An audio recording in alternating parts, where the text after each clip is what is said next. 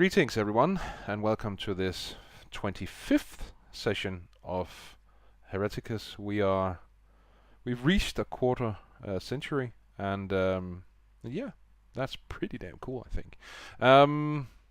But let's just dive right into it. Chris, what happened last time?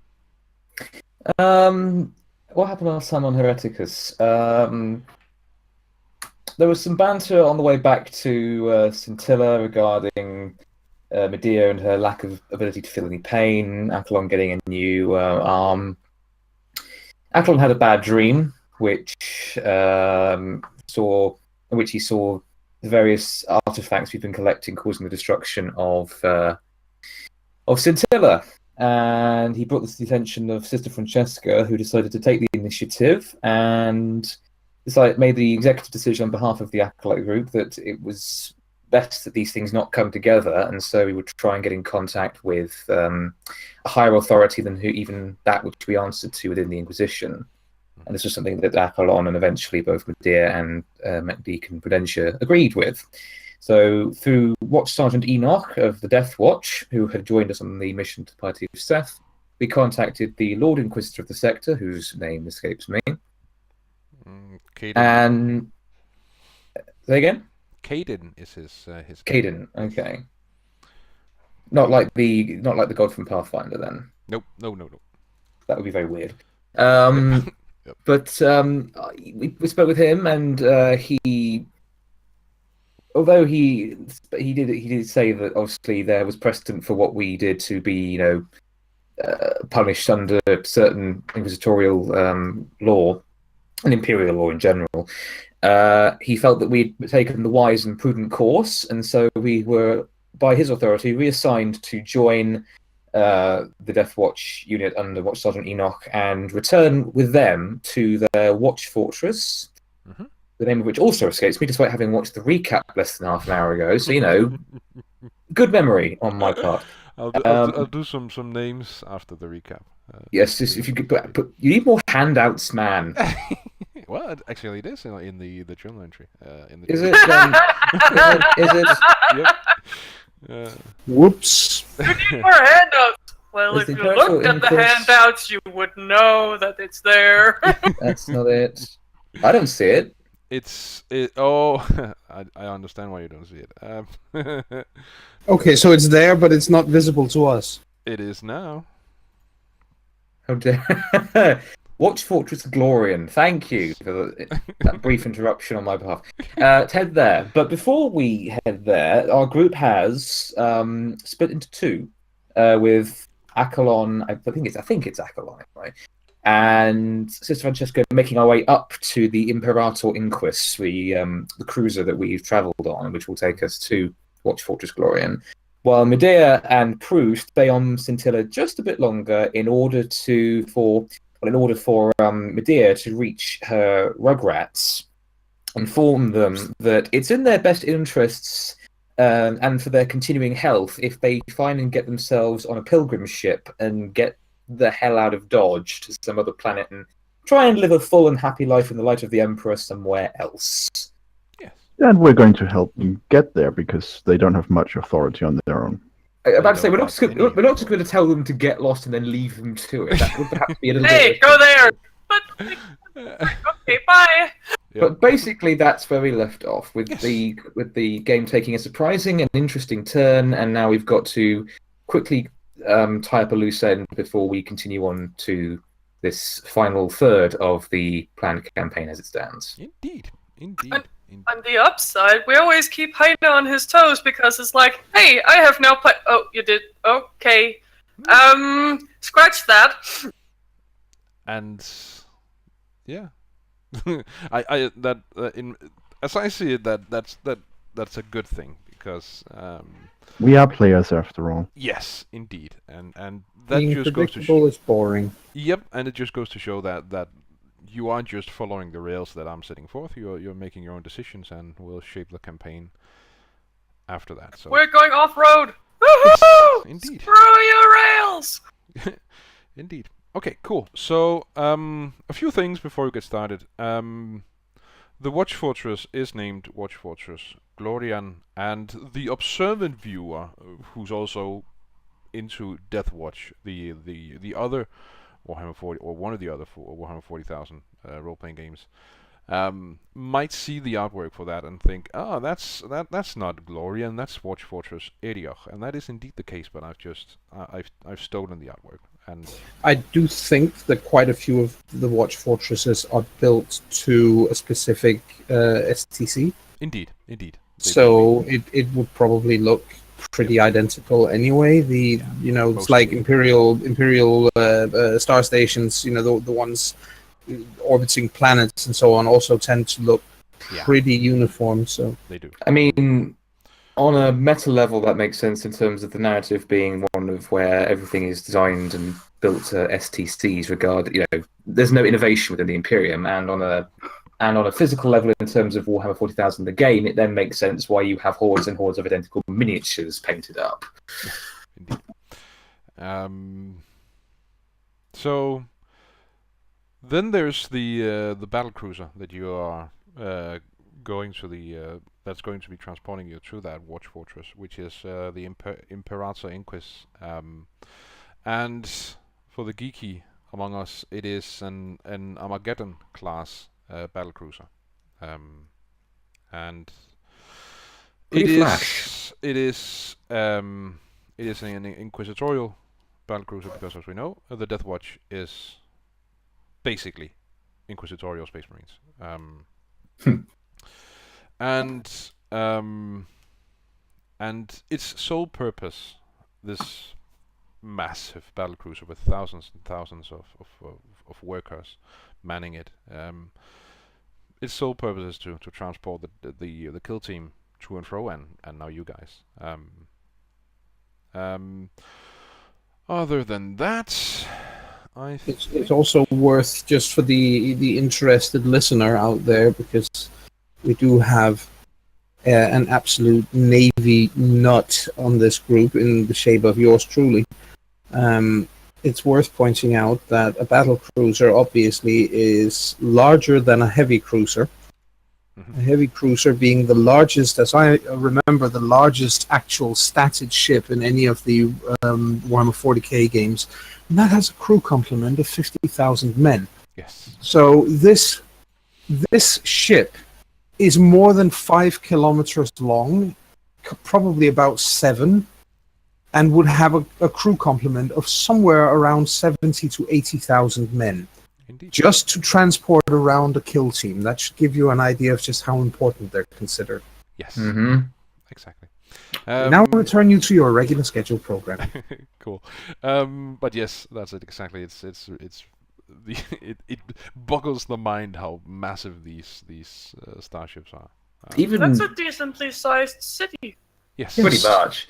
I mean, even better is the sheer absurdity of something that big and that unwieldy and that well armed being a battle cruiser, because what a battle cruiser is in terms of actual sort of combat role is it's meant to be large enough to shoot down anything it can't outrun and outrun anything it can't destroy. Basically, the idea is that as opposed to a normal cruiser, it increases firepower and sacrifices armor in order to increase its speed. So the fact that something that big, a 70,000 plus crew complement size of a city, that thing's meant to go faster than other ships of similar size and mass. It's like, it's ridiculous. They're typically roughly the size of a battleship. They're just lightly armored compared to them. Yes, it's just one of those. It's just one of those. It's because Admiral Fisher, the nutcase, said that speed is armor. Anyway, sorry, I'm going to stop waxing lyrical now. No, it's cool. It's cool.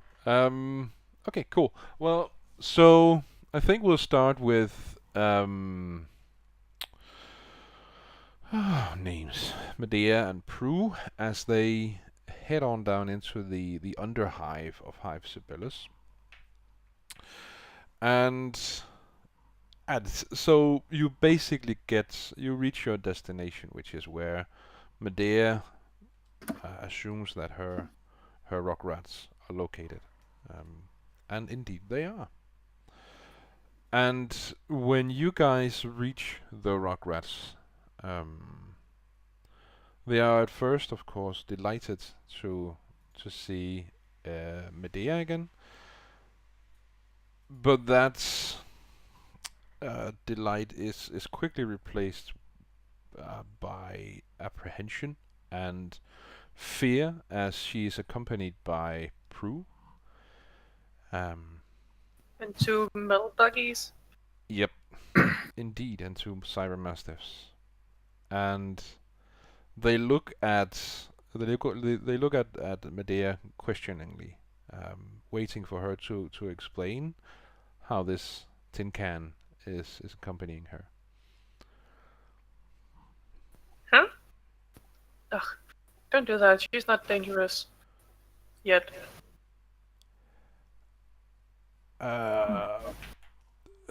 They don't look entirely convinced, but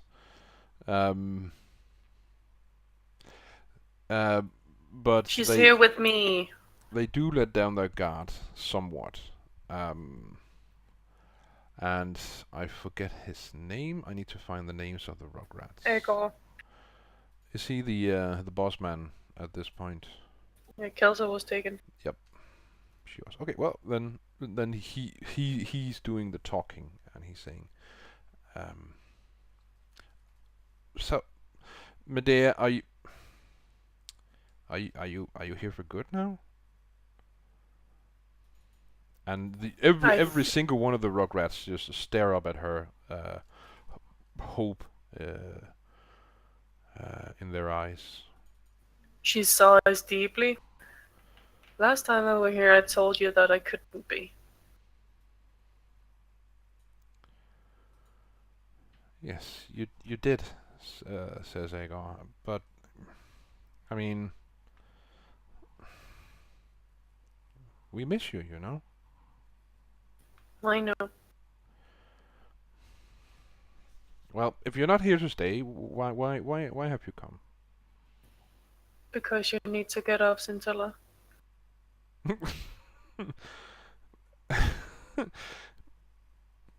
What? She's always been abrupt and very honest. Did you say we need to get off Scintilla? How do you expect that we do that exactly? Because I'm gonna help you.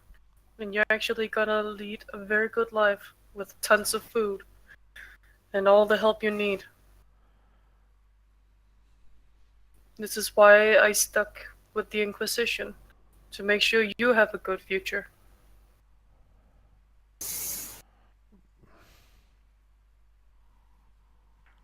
Okay. So you're going to help us leave Scintilla, but you're not coming with us. I can't. I work for the Inquisition now. Can't you just quit? Can't you just say, to hell with the Inquisition? I'm staying with my Rugrats. I'm afraid not. It's like we couldn't choose that we ended down here. But we can work our way up from it. I worked my way to the Inquisition, unknowingly. And now I've worked my way up enough so I can help you out. And you will be able to work your way up and do what you want to do.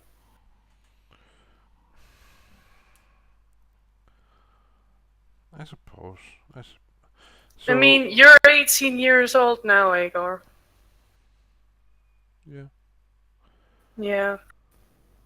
Isn't there something you really want to do that you can't do down here?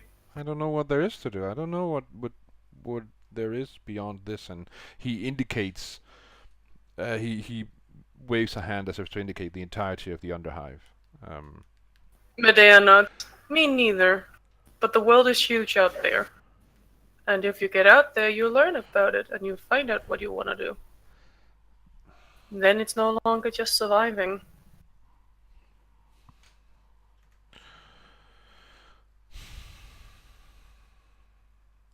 I guess. But you're gonna go together, all of you. You're always going to be together. You promise? Yeah, you are. And if not, Tell them Medea of the Inquisition will come and beat their ass up if you're not. All right. Well, what do we need to do then? Yeah, you're coming with us, and then we're gonna get you on a ship. It'll take a while to get there, but they'll have everything you need on the ship. Okay. And who knows? Start working for the Inquisition, we might actually see each other again. So where do I sign up for the Inquisition then? She looks over at Prue. You are chosen.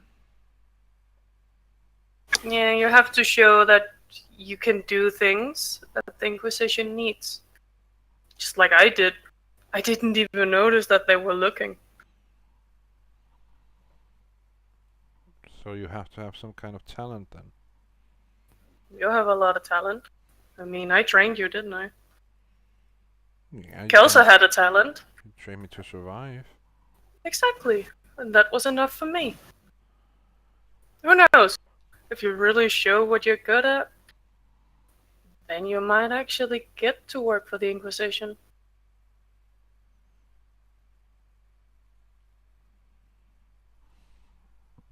I suppose. I suppose if you think that's for the best, then. But. Yeah. Okay. We'll just get our stuff and then we'll come with you. Yeah. Medea stares at Kiza. 4 years old now. It's very, very, very, very, very, very, very weird to see someone that looks so much like herself. Yeah, and it's also interesting because the rest of the Rugrats, they all know who Medea is, of course. They recognize her. They remember her. But Kisa is a bit withdrawn. She's keeping in the background during all of this, and it's as if she doesn't quite have the same connection to Medea that the others do. Yeah. But yeah, The shy one looks like you. She is partly me. I see. Even learned how to speak.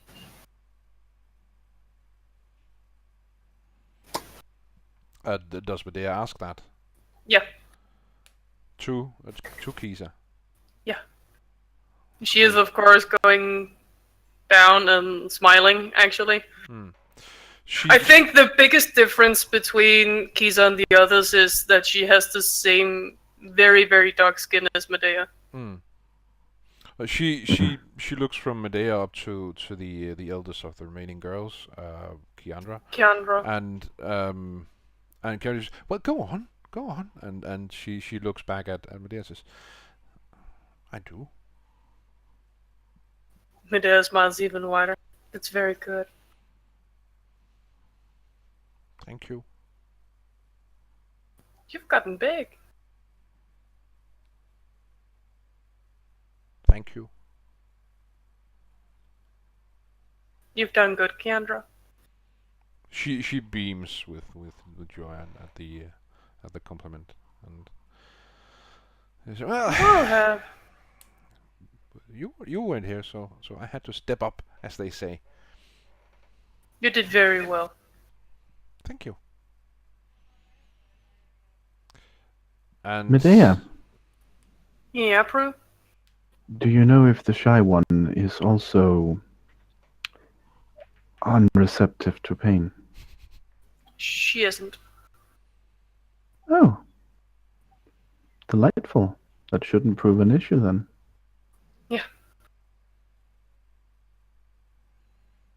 But as far as I understood, it doesn't, only stick to that sometimes. But there's still hope for her. Yes. Have you birthed other children? No, just Kisa. Isn't Kisa were here that- helping me.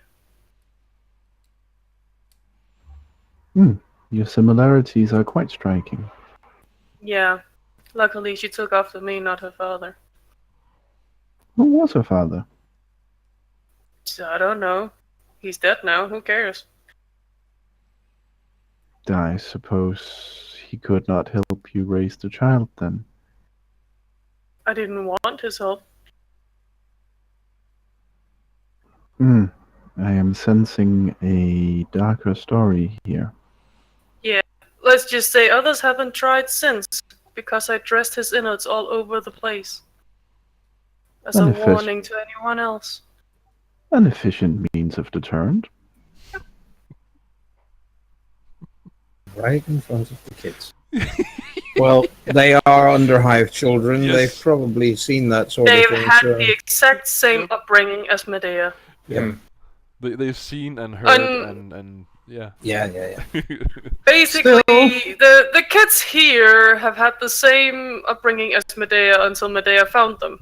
Yep. And then she's tried helping them a little bit, but she couldn't shelter them because then they wouldn't know what the fuck to do when shit happened. So, Aegor finds their meager belongings. He stuffed them in a sack, and they're basically ready to head out with you guys. Good. Let's go find the place. Okay. So, they've never been outside the Underhive, and the experience is it's a shock for them as they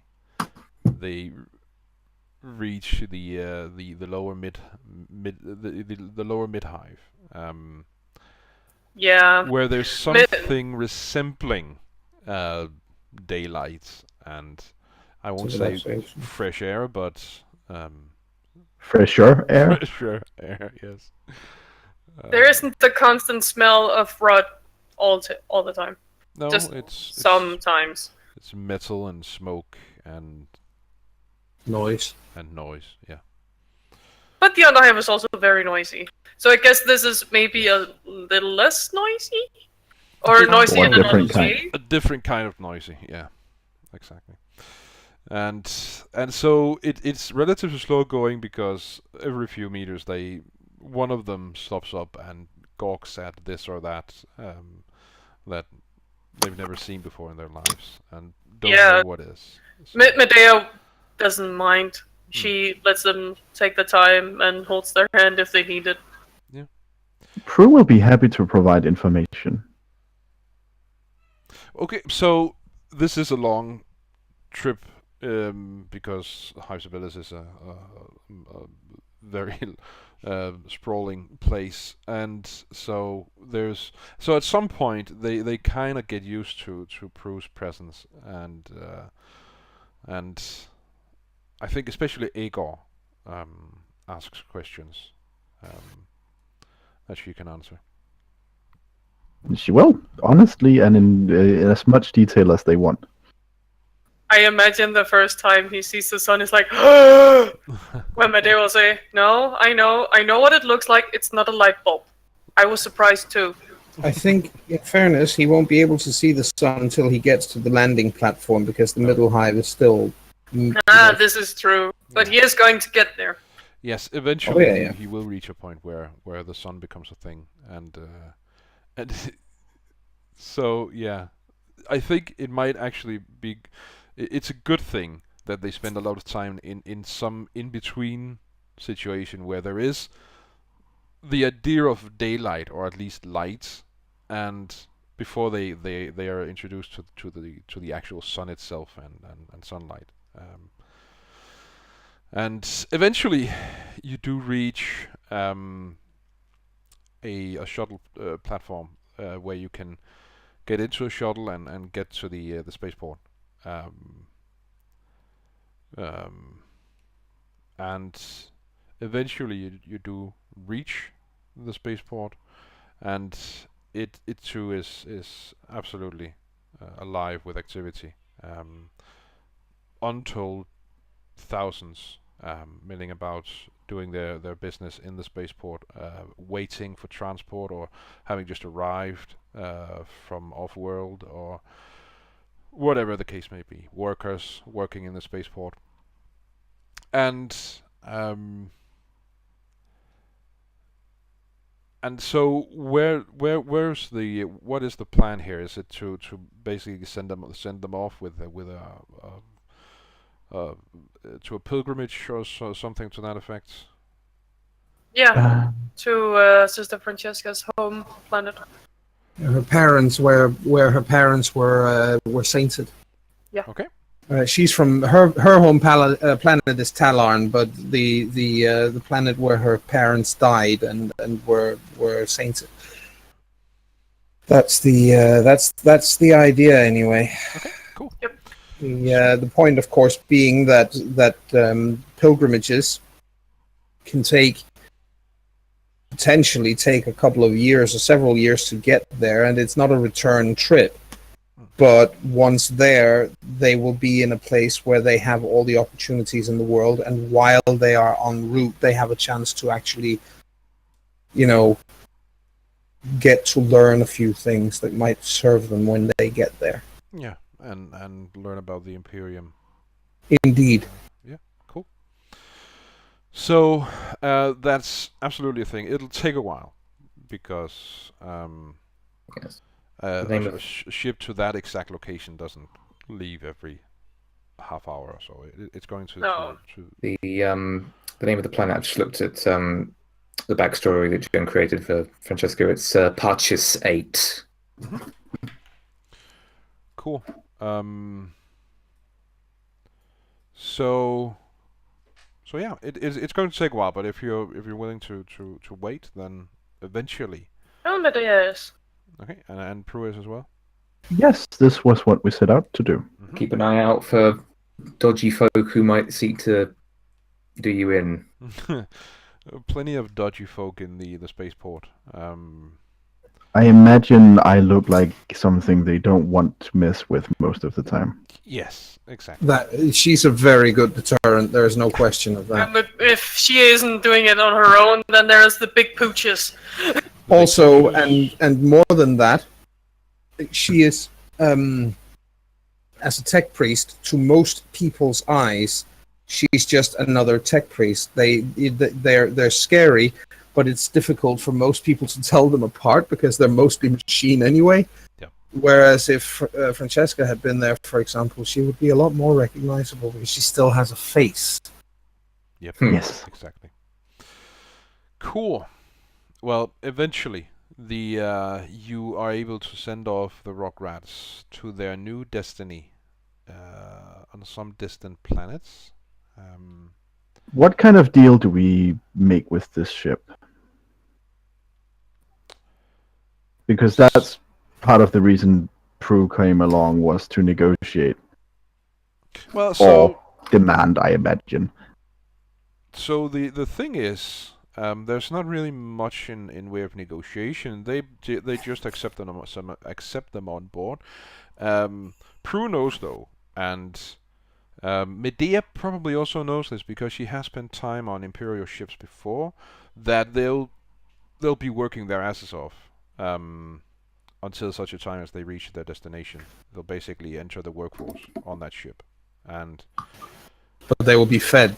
they will be fed, yes, and given. They will have a water. place to sleep. Indeed. And we have a food and water. Indeed. Yep. That's So, actually why I wanted to ask, just in case that needed to be negotiated. yeah, no, not really. They accept. They're not particularly picky about who they bring on board, and especially not if it's agents of the Inquisition, basically standing there saying these people need to get on your ship. No, that tends to go. That tends to smooth negotiations over really efficiently. And I imagine that's exactly what Prue would say, is like, you need to take these people along. Works, and Or you will take I'm these people along.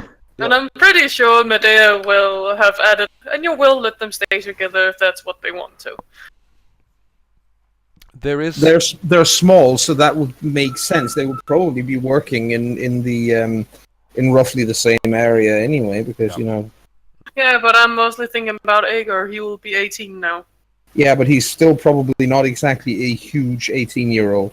You did No. mention at one point that they hadn't, that they were kind of smallish because of, So is malnutrition Medea. and so on. I'm pretty sure Medea, who is around, what is she now?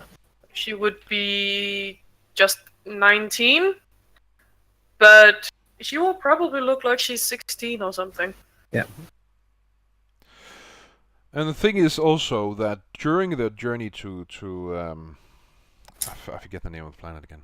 Conscious. Exactly. It's if not likely, then at least possible that depending on the talents they exhibit and the interests they exhibit, they may be given specific roles on the ship that goes beyond just just They labor. might actually pick up skills. Yep, exactly. Agor might actually be at some point join the ship's armed forces and so on and so forth. Yeah. Definitely an option. So and this goes back to what Joan said earlier, is that there's plenty of opportunity for them, even though at first they'll be regular workers, just like the thousands of others who work to keep the ship going. And They have one skill going on board that ship that many of the others won't have. Yes, They're survivors. indeed. And because they've had to live in a harsh and rough environment already, whereas quite a lot of the people who are going on board will be middle hivers who are okay, they're used to working, but they're not used to that kind of harsh conditions that the kids are. Nope. So they will probably have a chance to excel. Absolutely. And to them it'll be a step up, like, I get food, a nice place to sleep. yes, Exactly. indeed. So yeah. Where the middle hivers will go, it's not that good, the food is bland. And meanwhile the kids will be gulping it down because, oh my god, this tastes good! Well, it's worth mentioning that for most mid-hivers, this isn't all that worse than what they already have. No. I'd also say that anyone on the ship who's complaining that much about the provisions will very quickly find themselves taken aside and Taught a thing or two about the cuisine yes, Indeed. and how to appreciate it. indeed. Cool. So as far as negotiations are concerned, it's easy peasy. You flash your inquisitorial credentials if that's necessary, and it probably even isn't. But No, we do have our badges. yeah, and so when they eventually leave, or you leave, Medea is, I imagine at least, somewhat content with knowing that they'll be given a chance at a better life than they had. So, Well, yeah. she will give them a warm send-off Of course. and remind them that the universe is huge, but it's not completely unbearable if they just stick together. Cool. And what then? Where are you going after the send-off? Back. Back to the Tricorn. To where we were supposed to go. Yeah. So you're going to have to get on a shuttle as well, but that's not here in the spaceport. There's a separate thing for Inquisitors and their agents where they can reach orbit. Cool. I think once it's in the really ship, coming down now. the rain. It's not quite here yet, but it probably will. It's really coming down now. It's so much that it hits the ground and jumps up. Oh, You can wow. see it jumping up from the ground. Wow. I think once in the shuttle, Prue will look to Medea and say, I finally realized why your underlying bone structure seemed so pleasant to me. Wah! It reminds me of my eldest sister. Okay. Don't worry, it's a compliment. But why would her bone structure be pleasant to you? Because it reminds me of someone I love. Okay. Ooh, You era should. emotional. Yeah. I was about to say. I think one of your filters is faulty. How so? You sound emotional. Oh. Well, I had a life before I became a tech priest. You did? You Of weren't course. just made? I started out made mostly of flesh, yes. Yeah. Tim said he'd been around tech priests much, but you weren't the biggest talker. A shame. If Well, you it's have us any fine. questions, I might be able to answer them. What does it mean when someone says you remind you of someone else because the bone structure? It means that the way your bones look reminds them of someone else. But how can you see my bones? Do you have X-ray vision? I can see. She pokes Medea's face. Here, I can see your cheekbones. Not that I can actually see them, but I can see how they shape your face. Oh, like that. Here I thought you had cool X-ray vision. Unfortunately, not yet. Would be a cool way of seeing if people were armed, wouldn't it? If people were what? Armed. I suppose that would show up. Where are you from? I am from one of the what the fuck are they called? The lathes. The The what? lathe worlds. The Lathes. It's a series of planets in the Scintilla, Yes. or in the Calixus subsection. Yeah, Prue explains that it's a trio of planets that has a weird gravity thing going on, so they're ideal for forging specific things. Yes, and they are located relatively close to Scintilla. Specifically here. Ooh. And they are the Hesh and hat.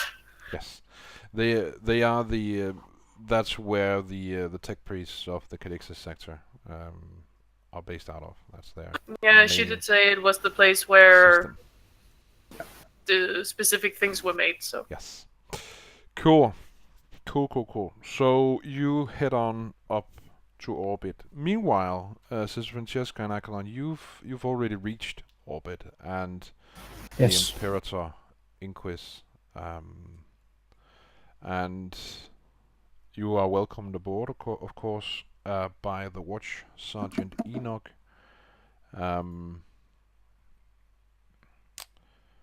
And you are shown to your quarters by serfs, and is there anything specific you want to do after you've arrived, or you're just going to wait for the ship to get on? I'm going to I'm going to try to get to talk to Enoch again. Well, that's certainly possible. Because I want to let him know what was said during the meeting. Okay. He's probably already received his briefing, but I want to make sure that he's kept completely in the loop here. He has already helped us, and he is instrumental to this thing succeeding. So I will basically lay out what was being said and so on during that meeting. Then I'm going to inform him that in the end, while I am loath to say this, in the end, this one cruiser and the men and women on board this cruiser count for very little in comparison with Scintilla itself, and consequently, there is no way these items can fall into the wrong hands, up to and including self-destruction. I agree. Good. absolutely imagined that you would, Sergeant, but I thought it needed saying nonetheless. I've been briefed by the Lord Inquisitor, and Good. I'm aware of the danger we find ourselves in. And Yes. It's highly likely that we will be, I believe, that we will either be pursued actively or that these things will attempt to influence people on board this ship. In fact, I think the latter is more likely than the former. That we do run a very real risk during warp travel that the foul energies in these things will try to reach out to the crew. I agree. And we have set certain security protocols in place for this journey, but that only goes so far, of course. Indeed. And I absolutely agree that self-destruction is On the table. on the table. I do think, however, that it should absolutely be a The very last last. resort. Oh, absolutely, the very, very last option. Good. We are in absolute agreement on that.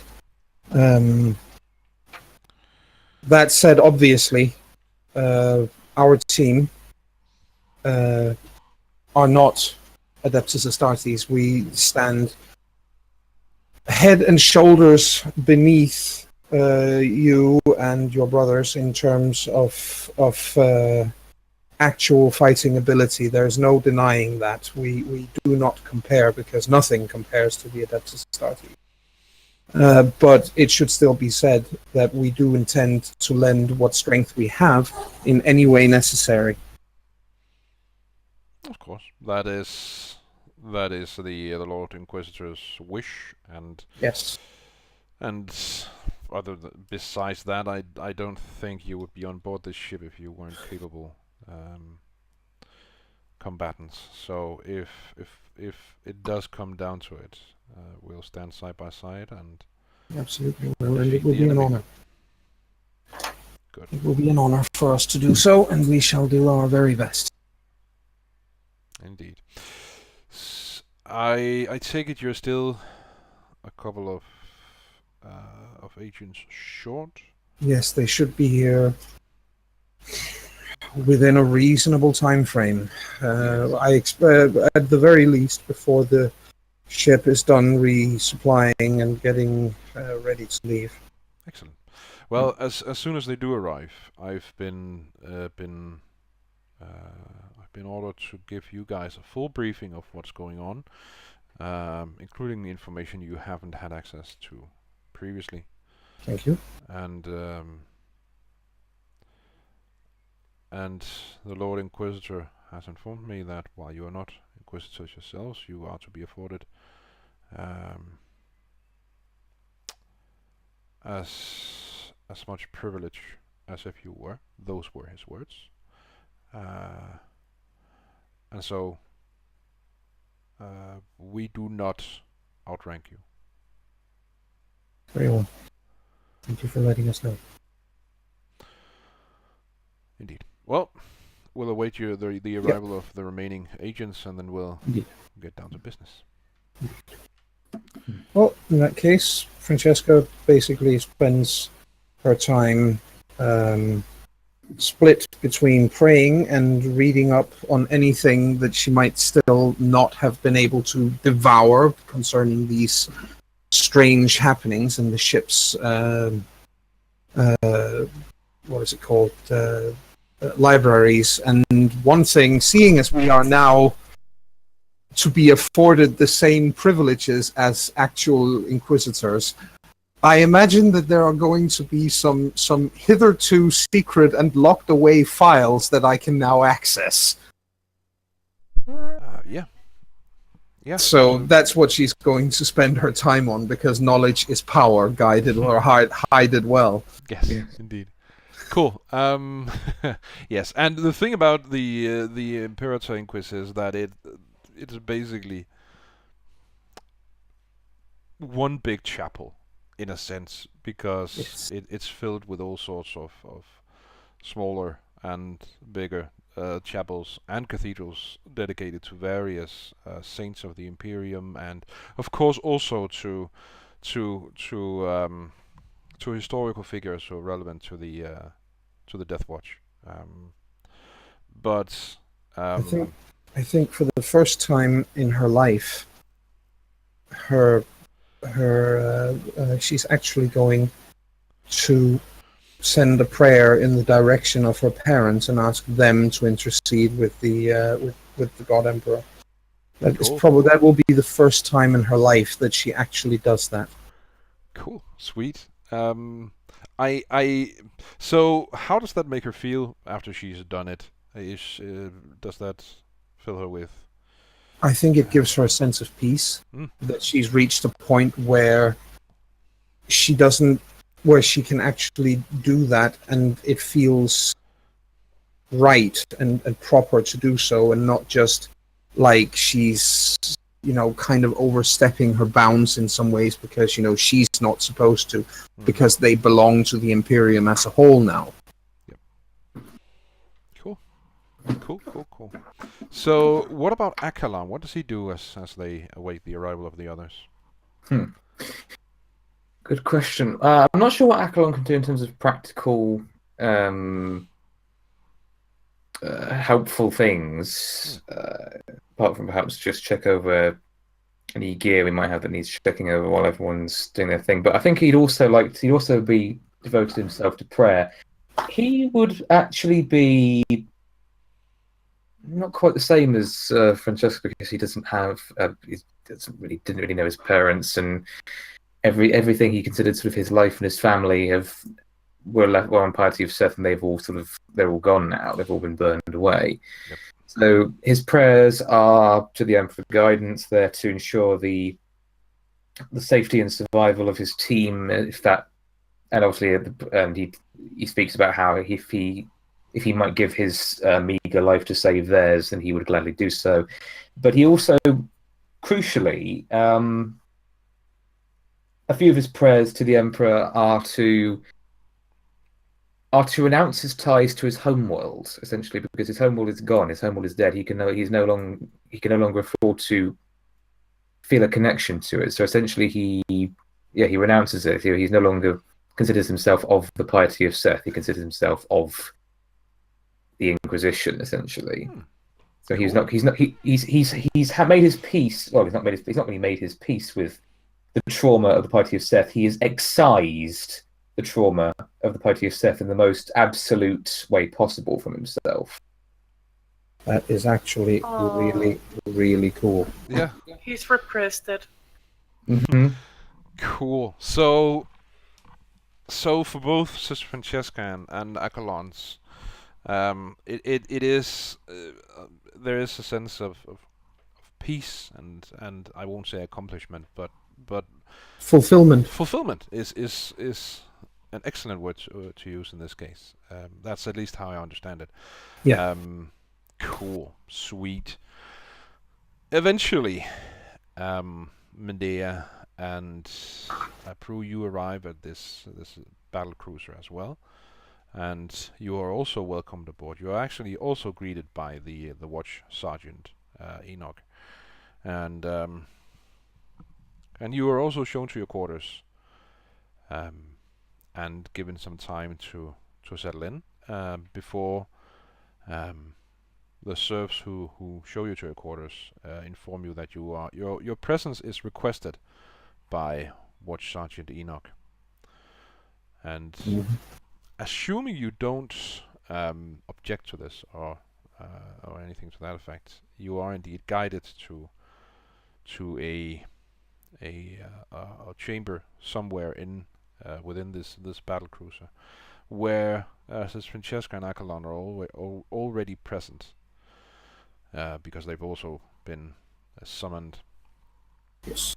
And the watch sergeant is also there. The room itself is, well, it's large enough to accommodate a kill team of Space Marines. In this case, 5. So they would be comfortable in this room. That means it's a large chamber. and Yep. and there's a simple round table in the center of which there is well, Prue, you at least recognize the machinery as being a hollow what's it called? Hollow emitter. Yes, hollow emitter, exactly. No. I think the others have seen it as well. Sorry about the sound. That was something we couldn't really help because somebody outside has a very, very small penis. Yeah, I mean, okay. someone in Copenhagen has a small one. Yes. We can hereby mean- conclude that we step onto the ship and then we are driven over by a motorcycle. Yes. I was about to say Small penis. it could be one of the the orcs that the Death Watch of Capture for Study has broken loose. Yes, that was the cult of speed. Yes, and he's found one of their bikes, and he's going to be Whoa, dagger, dagger, dagger. he's going to be In blammed which case- very shortly. Cool. Anyway, yes. So eventually, the watch sergeant does arrive himself. He's dressed in his usual Death Watch armor, with the right shoulder plate being that of the bearing the symbol of the Dark Angels, and the left is this silver plate as is customary for the Death Watch. And he looks around at everyone and nods at each of you in turn, and says, "Well, Mets, thank you for coming on such short notice. This will be a briefing of the situation as the Lord Inquisitor knows it. I'm going to lay out a few facts, and then if you have any additional questions, we'll take those as they may." As you may come upon them. So, here's the situation as we know it. In the year 452 M41, a sorcerer named Balthus Pratus, also known as the Father of Fiends, performed a grand heresy on the planet of Heat in the Marcane Marshes. You should already be aware of this. I believe Agent Trina has briefed you on this previously. Yes. That's correct. This vile thing sacrificed an entire hive city named Hive Exor to the ruinous powers. In return, they granted him 20 geometric shapes, and the Inquisitors investigating him at the time learned that he had called them the Iriax shards after his dead consort, a Psyker level Alpha Plus named Alvena Iriax. Yeah. Hmm. We came across a clone of her. Yes, you did. Individually, these shards are powerful in and of themselves. You've witnessed their power. But when they are combined into a single entity, they have the ability to destroy entire planets, even systems. The planet Klebo, in a system near Heat, was to become Pratus's first and only testing ground, as he destroyed that planet using these 20 shards. We suspect that not all 20 shards need to be present for planet level destruction.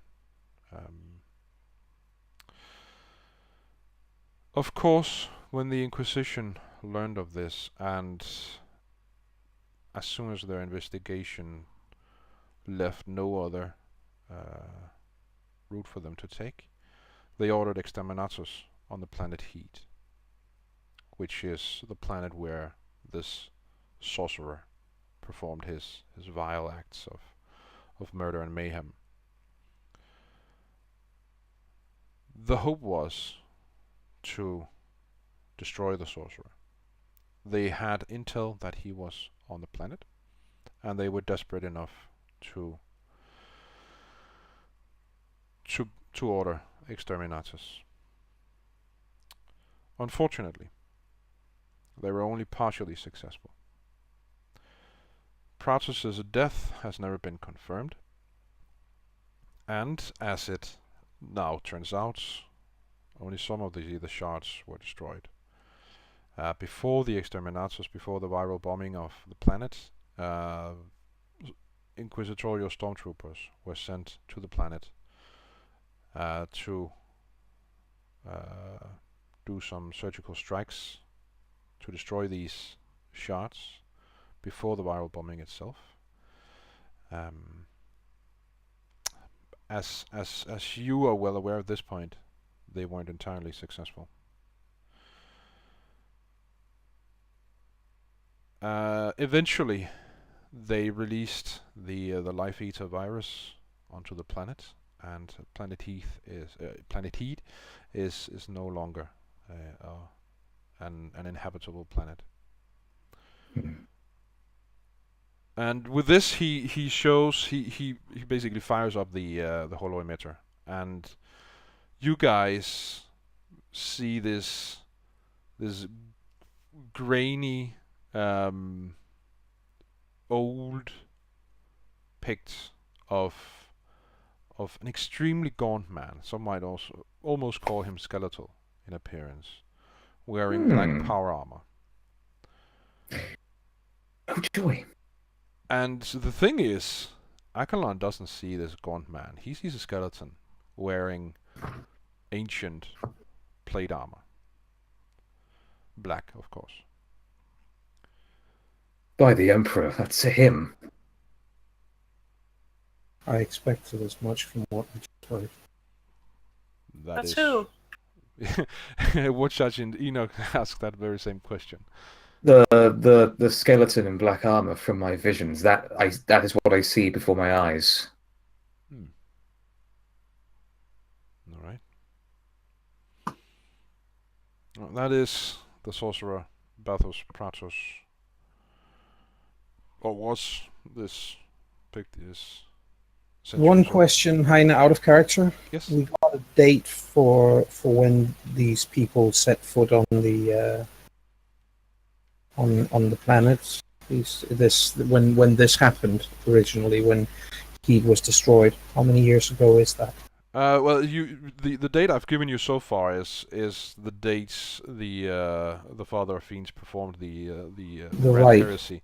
Yes. The exterminatus. If Sister Francesca asks this, she does. The exterminatus was ordered and executed 10 years after the Grand Heresy.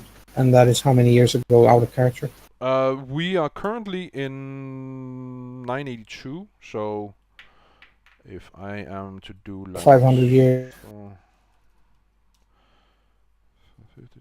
That is 530 years ago. Yes. Impressive. I have a very odd request that we need to investigate if at all possible. Are there any records of the teams, the strike teams that were sent down? I can't imagine anything being done by the Inquisition without there being some kind of documentation somewhere. Whether or not we have access to those is an entirely different thing, because if this went all the way up to the Lord Inquisitor, only he has access. Of course. But what is it specifically you are interested in knowing about? The names of the stormtroopers that were sent down. Because I am concerned, perhaps unduly, but let's face it, the Ruinous Powers grants its followers many obscene and dreadful, I hesitate to use the word gifts, and so let's call them abilities, and longevity would not be beyond them. I am interested in knowing if either Inquisitor Dex which I sincerely hope is not the case, or acolyte Trina Holster, part as inquisitorial stormtroopers. The men and women who went down there and performed surgical strikes would have been subjected to massive, massive warp influence. Oh, absolutely. All right, I'll see what I can do. I'll send down a request and we'll see what comes with that. Or you can do it yourself. I will do so. All right. But thank you. Excellent. And as you say that, the next picked comes forth on the hollow emitter, and that is of the very same psycho that you've seen before, Alvena Iriax. Let's see if I can find it for the benefit of our dear viewers. The witches and heretics. There we go.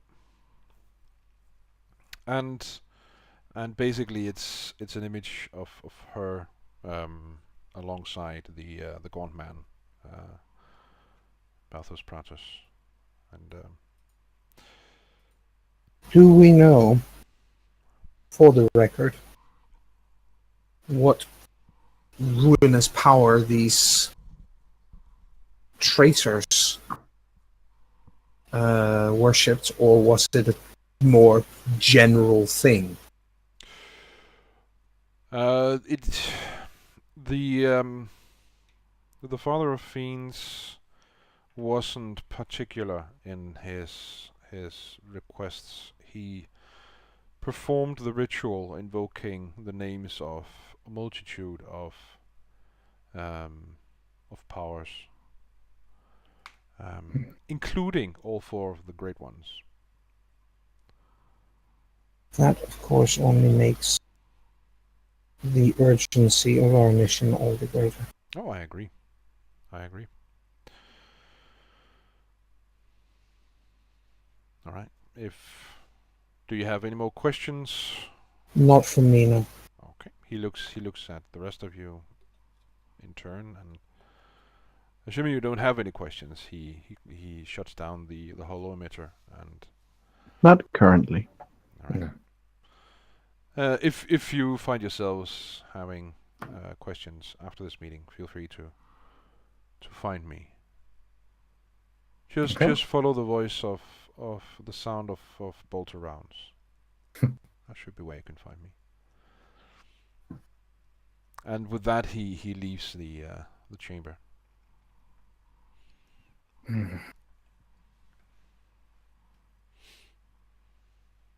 Francesca sits down very, very heavily and looks absolutely ashen-faced.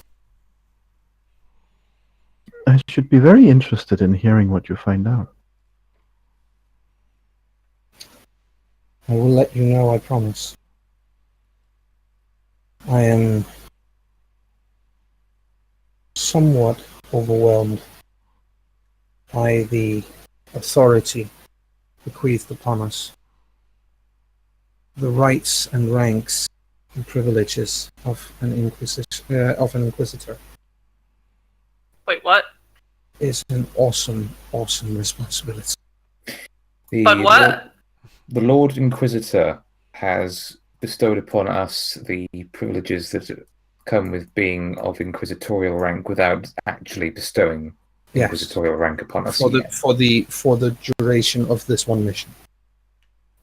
Medea, who has been surprisingly calm all the way back on the shuttle and more relaxed than she's been in ages, is suddenly tensed up. He has what? Why?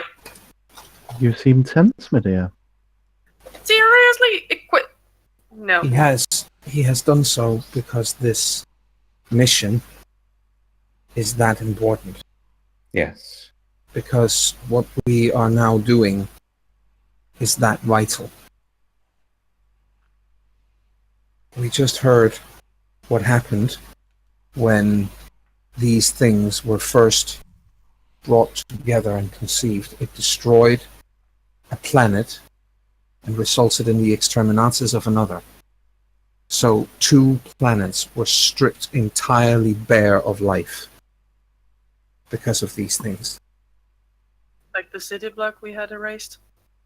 Except it's the entire planet. Yeah, but I haven't seen an entire planet being incinerized. But it's like that. Yes.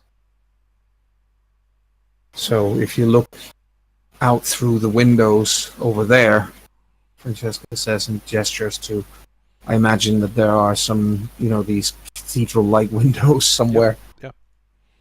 Look down on Scintilla down below. And look at the hive spires that you can see.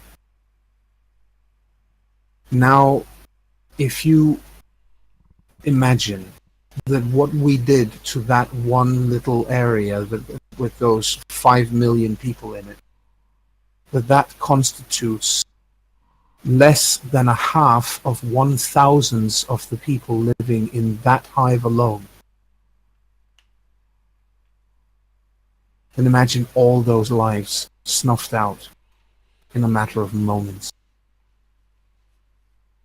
That is what we are dealing with.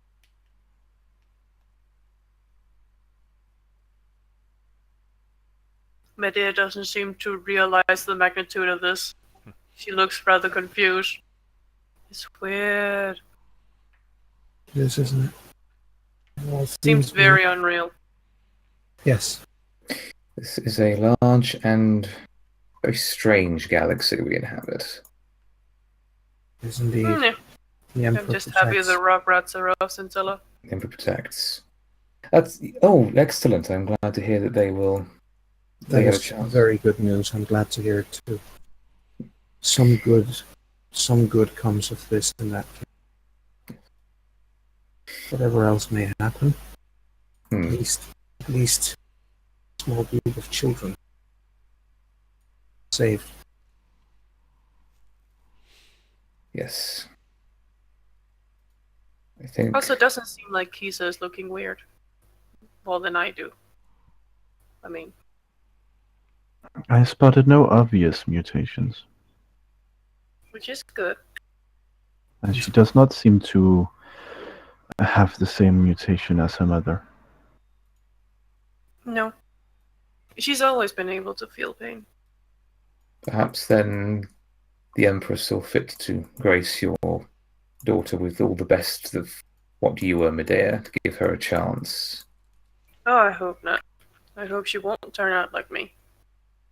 Still, to derive the best things in you She could from do you a into lot her. worse. Yes. She could do a lot worse. She could do a lot better too. She will.